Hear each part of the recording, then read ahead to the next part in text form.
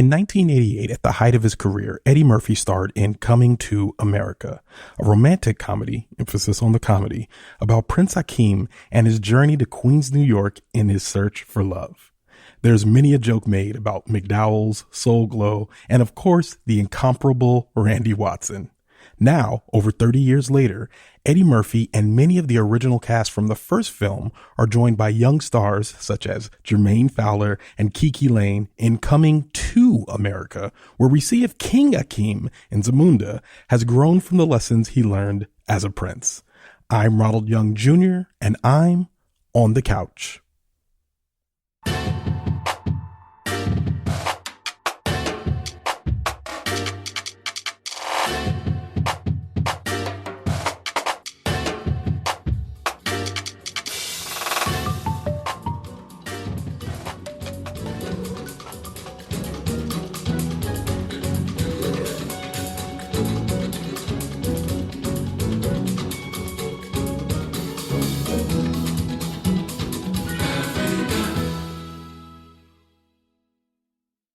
All right, this is Ronald, and I am on the couch after watching Coming to America.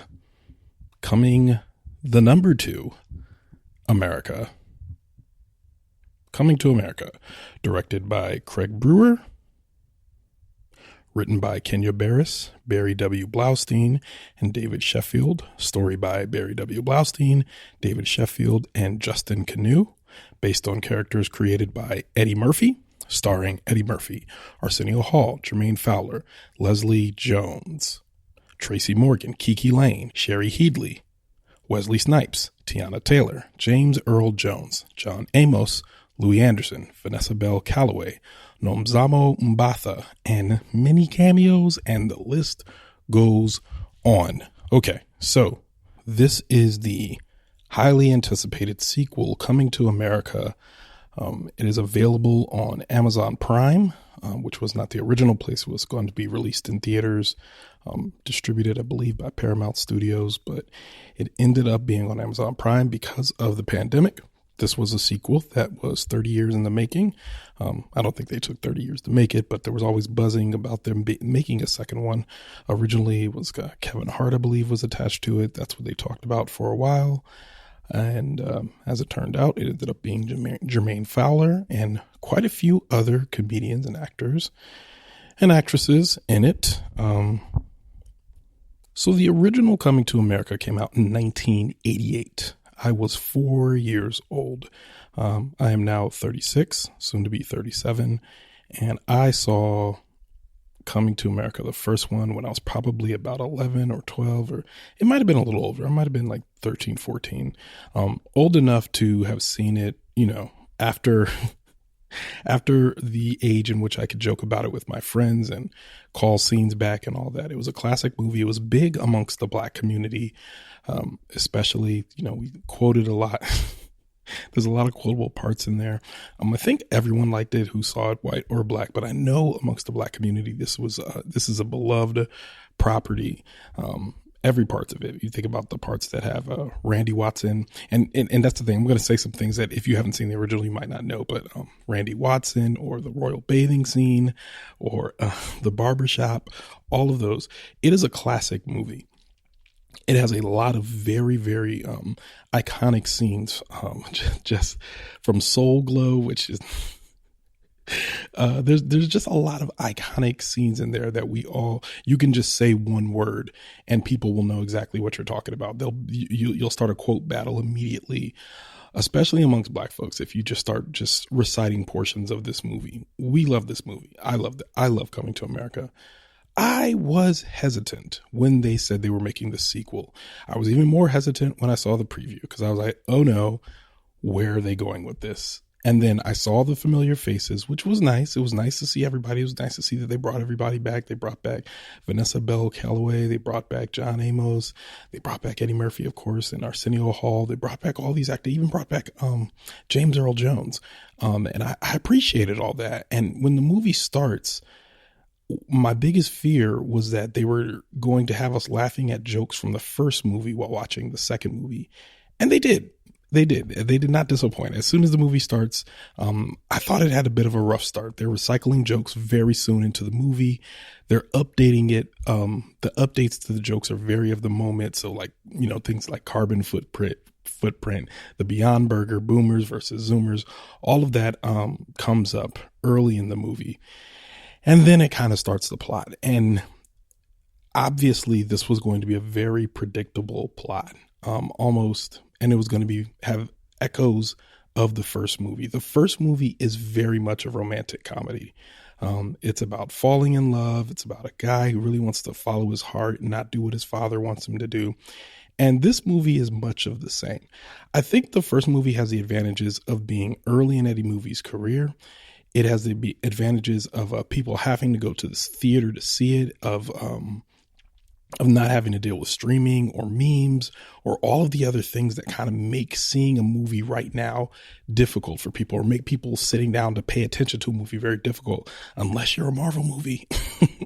But back then, this was a comedy that did very, very well, and it lasted. It kind of endured throughout the years. Like, we still quote this movie. I believe this is a movie. This is one of those movies that is required watching in terms of us passing it down in the lexicon to children. And what, you haven't seen Coming to America? Oh, you got to see Coming to America. That's a classic. And I don't know if this movie Coming to America will have the same lasting legacy as its predecessor. And I don't know if it can in today's age. And they did a lot. They pumped this movie full of cameos. I mean, Dikembe Mutombo shows up in this movie, which is what?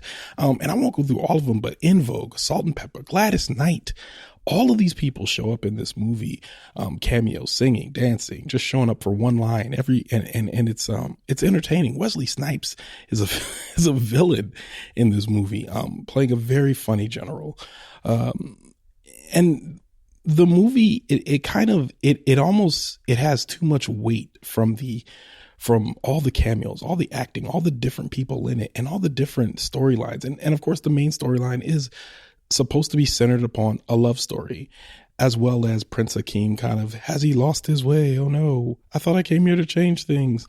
There's a lot of very predictable things that happen in this movie, and it made it so that, like, within the first 30 to 40 minutes, I was just like, all right, come on, just get to the point. And I didn't like that feeling, because I'm sitting here watching and I felt like I wasn't really enjoying it because I was just waiting for them to get to the point. I think, and so that's the first, beginnings. That's how it felt. I'm like, all right, get to it. What are we having? What's the actual conflict here? We're going to meet the son. What's going on? And again, and just briefly, the plot of the movie is that, Eddie Murphy, who is now the king of Zamunda, is, finding his illegitimate son in Queens and trying to get him to be his heir in Zamunda, because he has no men's sons in Zamunda. He and his wife, the queen, only had daughters, which, I mean, already you're starting at a deficit with a kind of a misogynistic, patriarchal society plot point, which, I mean, it's fine, I guess. And so, the heart of the story is, again, finding love, finding your way, doing things your way versus the way of your father, so on and so forth. And it's very predictable in that regard. So it's a familiar story. If you want to see something that's nostalgic and familiar, I think it does a good job of that. Now, if you really liked the original movie, this movie, I think, both does a service and a disservice to the original movie. It does a service in that, there are jokes. It does remind you that the original exists. But in a lot of ways, it kind of just made me want to go watch the original, rather than see like everyone like do impressions of themselves from 1988. It's 2021. So that was a long time ago. So to watch people do like, play basically a shadow of themselves from years and ages ago, it just, I didn't feel so good about that. And some of the brightest parts of this movie for me were when it split from the original, when I kind of forgot that I was watching, a sequel, and I kind of was just enjoying what was in front of me. There's a lot of fun things going on. There's a lot of there's a great costume design. There's great dance sequences. There's even a couple fight sequences that are entertaining to watch. It's like a brilliantly shot movie. I mean, not brilliantly shot, but there's a lot of colors and it looks pretty. I think in a lot of ways it kind of looked like it was filmed like most of the streaming movies are filmed today. And you'll know what I mean when I watch it, where you're kind of watching and you're like, this seems like it should be a grand scene, but it kind of looks like they're on a set. Are they on location? Like, what's going on here? And I'm not sure if this was filmed, any parts of this were filmed during the pandemic, but yeah, there was enough of it that gave me pause to say, I don't know. It's, it's in terms of how it looked, it's good enough. Some of the jokes, I don't think they're that good. The African royalty versus poverty stereotypes felt out of place in 2021 and a little mean-spirited. And of course, there's, a common rivalry, if you will, between Black folks and African folks, whether it comes to being in Africa or being in America and how they relate to one another. And that's a real divide that exists today. And I think this movie attempts to poke fun at it. But in 1988, I think it was different from 2021, the ways in which they poke fun at it. And here there's a few jokes where I felt like, I don't know about that. That just seems kind of mean spirited. And there was some stuff that was, that just I laughed out loud at. But there were other things where I'm like, I don't know if that joke was necessary in 2021. Jermaine Fowler is the up-and-coming bright star of this movie, and I think he does comedy very well, but I really wasn't impressed by his dramatic turns or his earnestness that is supposed to be displayed in this movie.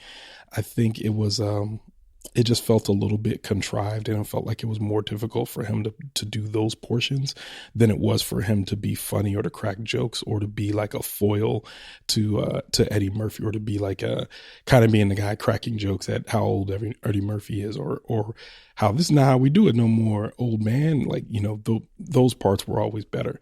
That being said, in this movie, there are some perfect castings. Leslie Jones and Tracy Morgan are perfectly cast. Leslie Jones plays Jermaine Fowler's mother. I'm forgetting the character name, but he plays his mother, and Tracy Morgan plays his uncle. And they're just, I mean, the minute that Tracy Jones comes on screen, I'm like, that is 100% a Black uncle. He is 100% a stereotypical Black uncle. He embodies it perfectly. It was great to watch. And Leslie Jones, just the way she's transitioning from, her life in Queens to looking around Zamunda and seeing everything that's coming to her interaction with that world is very, very entertaining to watch. And just watching them just kind of go back and forth with the Zamundans versus the people of Queens, that was entertaining to watch. They bring back the barbers from the first movie, and at first I was like, I don't know how good this is going to be, but they actually wrote some very good jokes in the first barbershop scene, which I enjoyed, that were that were updated a bit for them. You could tell they were towing the line with a few of them, but they were clearly trying to show these barbers living in an ever-changing world around them. There's a gentrification joke that is also kind of funny, but of course there's a lot of callbacks to the first movie, which if you haven't seen, and that's the thing, I'm sitting here thinking, I'm like, I think you would enjoy this movie more if you've seen the first one, but I also think that there's probably an argument for people who have never seen the first movie to watch this movie and just feel like pretty entertained.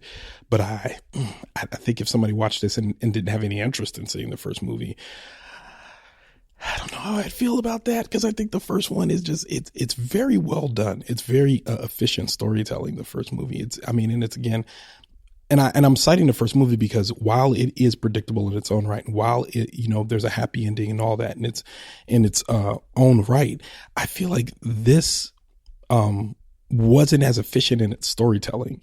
It was predictable, but it wasn't efficient. And there were multiple threads going on. And because there's so many stars, there was just so much screen time that they had to give to everybody. And it just, a lot of ways, it felt unbalanced because of that, because I felt like I was going from star to star and trying to like get everyone to resolve and like, oh, Teyana Taylor's here. What are we doing with this? Like I was trying to understand like how all the pieces fit together. And a lot of times it just felt like a little bit messy. And then, of course, they use some tropes in there, the overheard misunderstanding trope. There felt like there was a little bit of fake conflict in there. It was like, that's not really a problem. You guys are just creating a problem so that they have something to do in the third act. So it was, I think that the first movie being more of a traditional romantic comedy, and just kind of going through the beats made it easier to tell, the story. So I don't know if this movie necessarily suffers. No.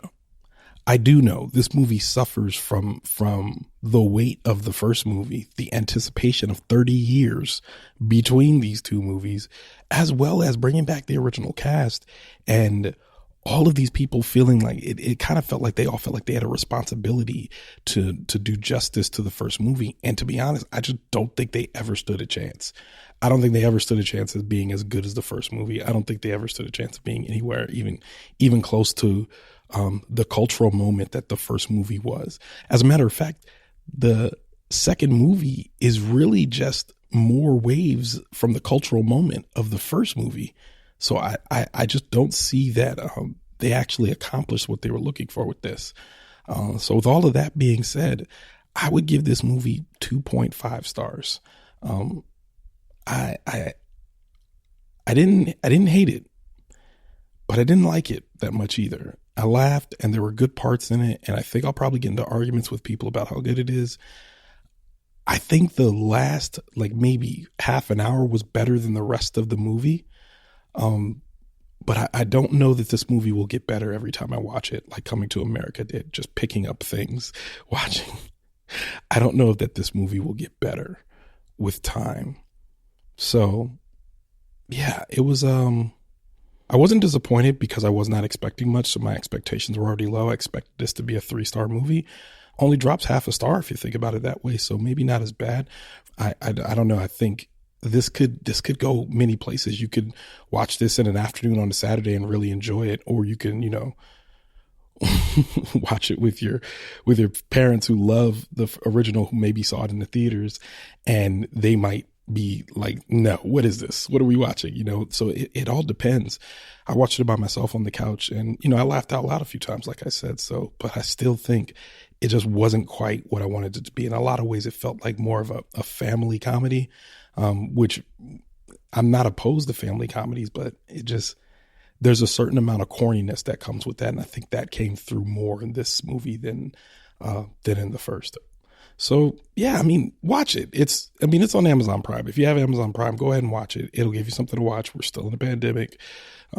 Definitely don't go to the theater for this. If it is in a theater, do not go to a theater to see this. But yeah, 2.5 of 5 stars. And with that, Leaving the Theater is a production of ohitsBigRon Studios. Theme music by the mysterious Breakmaster Cylinder. To find out more about this show and other ohitsBigRon Studio shows, follow me on Twitter and Instagram at ohitsBigRon. That's at ohitsBigron. If you like this show, check out our sister show, Time Well Spent. Leaving the Theater will be back soon, but until then, I'll be here on the couch.